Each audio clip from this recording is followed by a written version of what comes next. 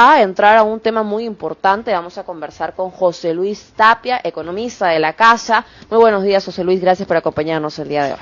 Muy buenos días, muchas gracias por la invitación, Grecia y Juan Diego. Bien, a ver, para entrar a temas de economía, ingresemos primero con el tema político. ¿Qué sensación te deja a ti no solamente el debate electoral de 3 días, ampliamente largo, extendido por la cantidad de candidatos, sino también ese tipo de reacciones que acabamos de visualizar en pantalla? Lo que observamos, si lo vemos desde un punto de vista bien estricto, es politiquería. Politiquería es una forma de hacer política de manera demagógica, es decir, haciendo propuestas inviables que no van a resolver los verdaderos problemas, y más ese es el espectáculo que las propuestas que deberían hacer llegar a las personas para comparar las propuestas buenas de las propuestas malas. En ese sentido, los candidatos que tenemos en su mayoría, que son como 36, pocos o casi nada enfatizan mucho el aspecto de las reformas. Reformas que son necesarias en el país para poder hacer cambios, digamos, fuertes, que justamente lo que el país necesita son cambios drásticos, de 180 grados. Estamos yéndonos hacia una ruta que pudiera llevarnos a 2 escenarios. Una es hacia Venezuela, en caso gane la izquierda, o la segunda, en caso que gane la derecha, Haití. En la de la izquierda, ya sabemos cómo se comporta la izquierda, se va a quedar muchos años cambiando la constitución, es por eso que piden asamblea constituyente. Correcto. Y nueva constitución. Ese es un escenario, tipo Venezuela y Cuba, y la otra de Haití es la desinstitucionalización, es decir, tenemos gobierno que no gobierna determinadas áreas dentro del territorio. Por ejemplo, esa área que nosotros vemos en minería, que está muy alejado de la capital, que es Patás, es una zona liberada. Bueno, si esa derecha gana, digo derecha entre comillas porque no hay derecha realmente en el Perú, es que nos lleve hacia esa ruta, es decir, ganará la derecha mala, pero tendremos a la izquierda en las calles, tratando de desestabilizar al gobierno para que luego tengamos que hablar ya a los 6 meses de nuevas elecciones. Correcto. No vamos a tener una estabilidad política, ¿no?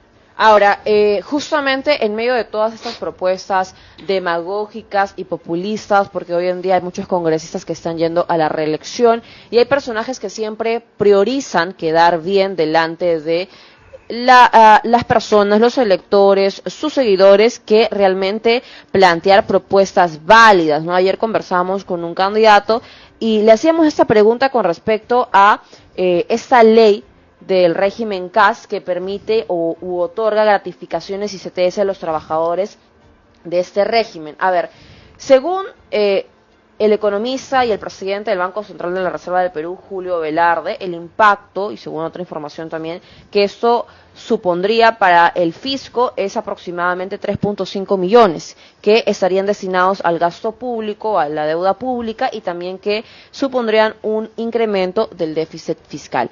Aquí la pregunta es, ¿qué debo yo priorizar? Lo que algunos llaman estabilidad laboral para esos trabajadores, que si bien es cierto, sí, algunos de ellos han sufrido algunos malestares dentro de sus derechos laborales, o debería yo priorizar la economía, que no solamente va a estar dirigida a cierto sector laboral, sino a todo el país. Primero se prioriza la economía, es decir, los trabajadores necesitan tener buenos ingresos. Ahora, estamos hablando del sector público. En el sector estatal, el Estado tiene que tener mucho cuidado al utilizar el dinero del público, porque estamos hablando de más o menos cerca de 2 millones de empleados públicos. Correcto. Tenemos un presupuesto que se le ha asignado en gastos corrientes, que viene a ser el gasto normal que debe pagar el Estado. Aproximadamente cerca del 70% del presupuesto estatal es gasto corriente, es gasto regular, es gasto normal. Dentro de esa planilla, de esos 2 millones, la aprobación esta del CAS para el sector enfermería, médico, es CAS COVID, ¿no? Entonces estamos hablando de varios miles de millones, son 4.000 o 5.000 millones de soles. Esto, digamos, como un paquetito dentro del gran paquete de leyes que se han aprobado últimamente donde pone en riesgo mucho lo que tú has señalado del déficit fiscal. Todo este paquete suma aproximadamente los 9 millones, lo sobrepasa. Sí, 9.000 millones, ¿no? Okay, 9.000 millones de soles.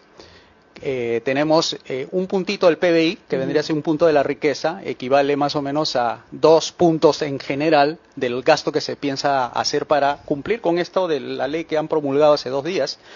Respecto a este incremento para los que van a estar en CAS, que viene a ser contratados por tiempo de servicio, un número determinado de meses, ahora van a pasar a tener gratificación, CTS, lo cual está bien, digamos, para nivelar a todos, ¿no? No puedes tú diferenciar un trabajador del Estado que tiene nombramiento y tiene su CAS, CTS, y mientras los contrataditos de 2 o 3 meses que le vayan renovando cada 3 o 4 meses su contrato, no tengan ese régimen. Pero esto, como hemos visto, es un régimen muy discriminador. O sea, hay trabajadores que no tienen y hay otros que sí. El caso, estamos hablando nada más del personal médico, el personal enfermero, pero todavía queda, pues, son aproximadamente 40.000 los beneficiados, mientras tenemos 2 millones todavía, de esos será pues más de 1 millón y tantos son CAS. O sea, los nombrados son menos. Entonces, ese régimen es muy discriminador. El Estado mismo discrimina a los trabajadores. Pero ahí el problema no sería la desnaturalización del régimen CAS, porque como tú lo has mencionado, ¿por qué no tiene los mismos beneficios que el que está contratado bajo plazo indeterminado? Porque no cumplen las mismas funciones, por lo menos en temporalidad. El que está contratado bajo régimen CAS es por un proyecto o por alguna asesoría tercera, externa, por eso solamente son 3 meses, 6 meses, 1 año. Es decir, tú no estás contratando a alguien que sepas que se vaya a quedar o que pueda hacer línea de carrera. Sin embargo, con esta desnaturalización, ya que también viene un problema, que no hay presupuesto asignado para las entidades. Entonces ya necesitan trabajadores, necesitan personal y se agarran de ese régimen porque también, claro, aprovechan el hecho de que no tienen que pagar CTS, son menos fuentes de ingreso. Entonces, ¿cuál debería ser la solución en realidad? A lo mejor aumentar el presupuesto de las entidades para que puedan contratar trabajadores a plazo indeterminado, analizar si es que realmente lo que se necesita son recursos humanos, o a lo mejor ¿por qué necesitan tantos recursos humanos? Porque no tienen procesos optimizados, porque hay una gran burocracia, porque se contrata a alguien para que lleve un papel de una oficina a otra. O sea, ¿cuál es el problema aquí?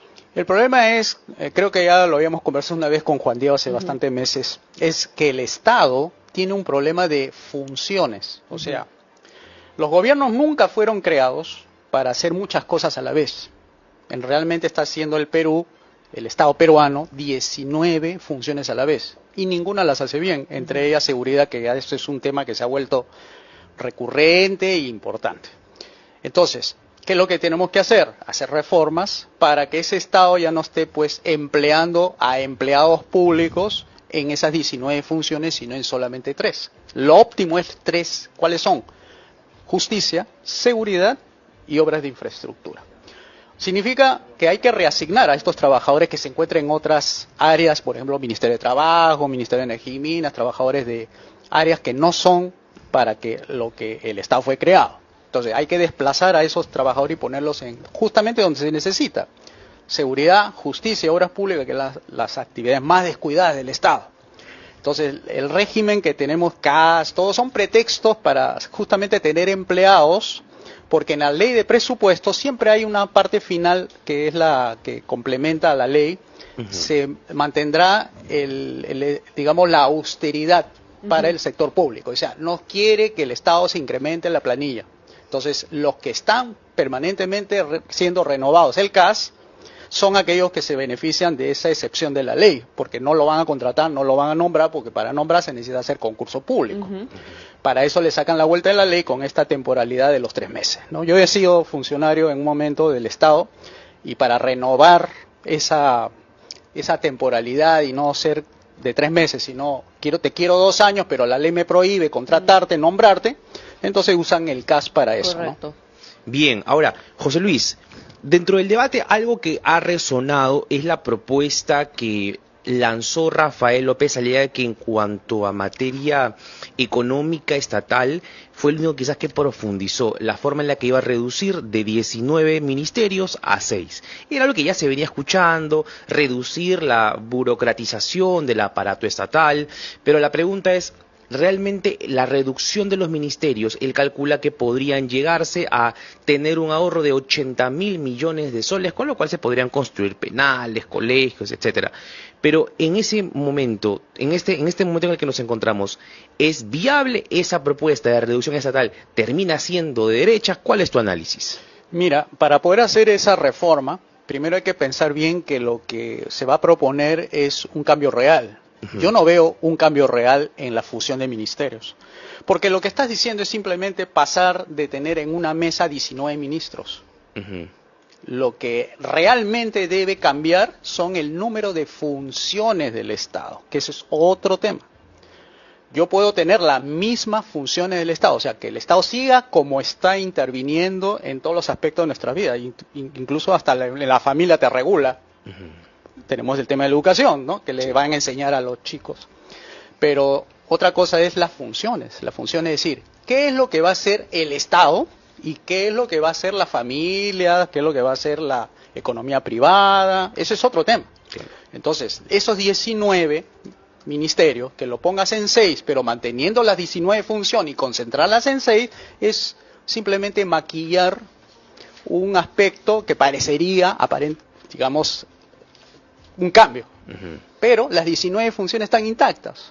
Otra cosa es que yo diga, ahora la educación va a estar en manos de los padres de familia. Eso no está dentro del plan de renovación. Simplemente dice, vamos a fusionar el Ministerio de Educación con otro ministerio para que se llame ahora Ministerio del Capital Humano, como en Argentina. Pero sigue el Estado interviniendo en las decisiones de los padres de familia, en los aspectos curriculares, religiosos, etcétera. Entonces no cambia nada en el fondo, ¿no? Ese es mi aspecto, digamos, más importante de la reforma que piensa hacer el señor López Aliaga, ¿no? Por más entonces que pueda sonar interesante la reducción estatal, faltaría finalmente la reforma dentro de las funciones. ¿Qué tiene que cambiar? ¿El manual de funciones? ¿El reglamento de funciones? No. Tiene que ver con derogación de leyes malas. Derogación de malas leyes. Sí, o sea, estamos hablando, mira, yo he sacado más o menos un estimado, son 32.000 leyes las que hasta ahora tiene promulgado el Congreso. 32.000. Para hacer una reforma real de pasar estas 19 y dejar que el sector privado se encargue de las que le corresponde, más o menos hay que derogar 20.000. 20.000 leyes. Ya. ¿Por qué 20.000? Más de la mitad, ¿no? Sí. ¿Por qué 20.000? Porque son las leyes que regulan justamente lo que el Estado está interviniendo. Por ejemplo, si yo hablo de economía, hay miles de leyes que me regulan la economía. Otras miles de leyes que me están regulando la educación. O sea, le está dando poder al Estado para que decida sobre los temas de educación de los hijos. Otras miles de leyes sobre agricultura, otras miles de leyes sobre minas, otras miles de leyes sobre trabajo, otras miles de leyes. Entonces tú sumas y ahí están justamente las funciones que no le corresponde al gobierno. Por eso nos empobrece mucho las leyes. Las leyes hacen que la gente no tenga más ingresos de lo que tiene, o la inflación. Entonces la economía es muy sensible, como la familia, como las instituciones privadas, que están reguladas por esas miles de leyes. Entonces, para hacer una reforma real, tengo que eliminarme por lo menos 20.000 leyes que me representan algo así como los 14 o 15 ministerios que está justamente blindado con esas leyes. Cada ministerio tiene sus leyes. Algo parecido quiso decir Enrique Valderrama, candidato presidencial por el APRA, cuando dijo que el presupuesto del Parlamento, del Congreso, debía ser reducido a la mitad, a través igualmente de procesos en el mediano y largo plazo. ¿También podría ayudar esto a una mejora dentro del aparato estatal? Mira, estás hablando del presupuesto del Congreso, que son 1.500 millones de soles. Actualmente. Claro, sí. El presupuesto total del gobierno son 257.000 millones de soles. O sea, son 3 puntos, 5 puntos del PBI, lo cual no es mucho. Acá estamos hablando de cuando reduces las funciones del Estado, estás devolviéndole más o menos al sector privado la mitad de esos 257.000 millones de soles. O sea, en otras palabras, en lugar que el gobierno gaste 257.000 millones, estaría gastando solamente 100.000 o 125.000 millones de soles, correspondiendo solamente a las funciones de justicia, seguridad y obras públicas. El resto significa el gasto, otro que se está gastando, es justamente en esas funciones que me he referido, que no le corresponde al gobierno si queremos tener familias fuertes, ingresos fuertes, una economía estable, estabilidad política y no tener 8 presidentes en 8 años. O sea, no es que a más Estado nos va a ir mejor. Claro. Claro. O sea, tenemos que hacer crecer al sector privado y eso fortalecer a las familias y todas las instituciones privadas. Ahora, José Luis, ese mismo escenario también planteado en el debate electoral sonó muy interesante por parte de Carlos Spa. Yo realmente tengo bastante respeto por la forma en la que comunica Carlos Spa, muy preparado, se ve que conoce el Perú, lamentablemente creo que le falta manejo político, ¿no? Porque hay que saber cómo también conectar y llegar y posicionarse en la mente del elector. Sin embargo, él habló de algo que tampoco ha sonado mucho en otros candidatos, que es la reducción de impuestos. Que existen actualmente alrededor de 35 impuestos, como él lo ha señalado, antitécnicos. Y algo que tú has señalado también es que hay también malas leyes que deben ser derogadas. ¿Hay alguna propuesta interesante con esto en la reducción de impuestos? Por supuesto, es parte del paquete de reformas. O sea, la reforma tributaria implica reducir esa cantidad de impuestos de 36 hay en total. Yo lo que estoy planteando es que esos 36 solamente paguen un solo impuesto. Todos, sin excepción, personas o empresas. Uno, el IGB. Yo creo que el impacto hubiese sido mayor para Carlos si es que él hubiera planteado el impuesto único, uniforme y universal. Es decir, un solo impuesto para todos los productos, un solo impuesto para todas las personas, un solo impuesto para cualquier clase de actividad económica. Eso hubiera tenido más impacto. ¿Por qué? Porque significa que ya no estaríamos pagando impuesto a la renta, ni de primera, ni de segunda, ni de tercera, ni de cuarta y de quinta. El trabajador recibiría líquido. Si ganas 3.000 soles, recibes 3.000 soles. Que a la gente le gusta recibir su plata completa, no que le mochen el gobierno por impuesto a la renta, por AFP, por otros conceptos. Entonces, ese planteamiento del impuesto único, universal, pudiera haber tenido más impacto que hablar de decir, bueno, yo reduzco 35 impuestos. Seguramente debe haber mucho más para que solamente se refiera a eso, ¿no? Y la pregunta del millón, ¿por qué no vemos a José Luis Tapia candidateando ahora para las elecciones del 12 de abril? Porque mira, yo en este tema de la política tengo muchos años. Sin embargo, no hay mucho apoyo popular a estas ideas que yo estoy planteando. El movimiento de las 5 reformas. Claro, entonces no hay mucho apoyo, porque si no ya estuviéramos inscritos, ¿no? Estuviéramos de repente ya ahorita dentro de esa nómina de los 36. Claro. Pero para estas ideas que estoy planteando aquí en la mesa, no ha habido mucho apoyo. Entonces yo espero que con el tiempo se vaya la gente convenciendo de que el liberalismo clásico es la solución, que las 5 reformas es la solución. Y no que tengamos que los candidatos estén hablando en algunos aspectos muy tibios, en vez de hablar reforma real del Estado, de pasar de 19 funciones, o sea, 19 ministerios, a solamente 5 o 6 ministerios que representen esas funciones, justicia, seguridad y obras públicas, sería un cambio tremendo, porque le estaría cambiando la vida a la gente y no estaría cobrando tantos impuestos como para que un tarro de leche cueste 4 soles 50, cuando con estas reformas que proponemos cueste nada más 2 soles. Correcto. Ahora, José Luis, me gustaría cerrar con esta pregunta porque es un tema que nosotros también hemos abordado en esta mesa con el defensor del pueblo, el señor Josué Gutiérrez, quien vino a defender, digamos, la integridad económica de Petroperú. Se sabe que se está destinando aproximadamente $2 millones como parte de otro salvataje para Petroperú. La pregunta y la disputa en medio de esta empresa estatal es la siguiente. El Estado le debe a Petroperú, eso es lo que dice ese tipo de argumentos. El Estado no ayuda a Petroperú y el mismo Estado está provocando que Petroperú no pueda resurgir. Sin embargo, lo que se sabe es que salvataje tras salvataje, Petroperú sigue teniendo el mismo resultado y sigue viendo la misma ineficiencia. Me gustaría conocer tu punto de vista de una manera bastante general. Se ha equivocado el defensor del pueblo. El Estado le debe a la gente, no le debe a una empresa estatal. Es una inmoralidad que se esté todavía rescatando, porque cada dinero que se le entrega a Petroperú significa menos escuelas, menos hospitales. Mira, hasta ahora se le ha entregado a Petroperú con rescates y todo cerca de 18.000 millones de soles. Eso hubiese representado 30 hospitales Rebagliati de última generación con 500 camas en cada uno, por haberse rescatado a Petroperú, ya no se tiene esos hospitales. O 300 colegios de alto rendimiento de 1000 alumnos cada uno que se ha dejado de construir por haberse rescatado a Petroperú. Entonces es inmoral dar a una empresa quebrada dinero solamente para satisfacer los apetitos del sindicato y de los altos funcionarios que viven de esa fuente de ingreso que no lo va a encontrar en el sector privado, ¿no? ¿La mejor opción sería privatizarlo o una privatización parcial a lo mejor?